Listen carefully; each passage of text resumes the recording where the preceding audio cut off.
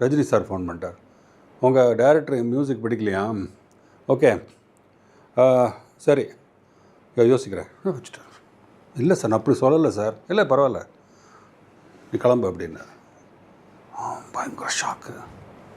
Sir ராஜா sir இப்படி சொல்லிட்டாரு, நான் அவசரப்பட்டேன். நான் எனக்கு ஒன்றுமே நினச்சா மாதிரி அவர் கோவிச்சுட்டாரு. ஆனால் இப்படி ரியாக்ட் பண்ணவர் தெரியல. 2 பேரும் கூப்பிட்டுட்டா நான் அப்படியே வெளியில் போயிட்டேன்.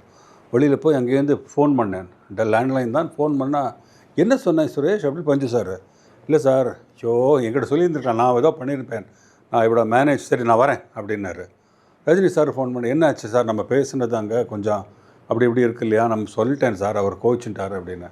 அடக்கடவுளை பஞ்சு சார் ஃபோன் வந்திருக்கு, நானும் வரேன் இப்போ. ஸோ ஒரு ½ அன் ஹவரில் 2 பேரும் வந்துட்டாங்க. ஏவி உள்ளே வந்த உடனே என்னாச்சு, இல்லை உங்கள் டைரக்டருக்கு என் மியூசிக் பிடிக்கல, ஸோ பரவாயில்ல, வேறு மியூசிக் டைரக்டர் பண்ணலாமா, என்ன பண்ணலாம் எனக்கு யோசிக்கிறேன் நான். ரொம்ப இதாக பேசினார். அப்போ இவர் கலாட்டா பண்ண ஆரம்பிச்சிட்டார். ரஜினி சார், தலைவா நீங்கள் ஒரு இப்போ நான் ஜோக் சீரியஸாக சொல்கிறேன், ஏவிஎம்க்கு மட்டும் நல்ல மியூசிக் போடுவீங்க, எனக்கு பாருங்கள் எல்லா எஜமானில் என்ன சூப்பர் மியூசிக் போட்டீங்க, இதற்கு பாவம் ஆர்வத்தை சொன்னான் அப்படின்னாரு.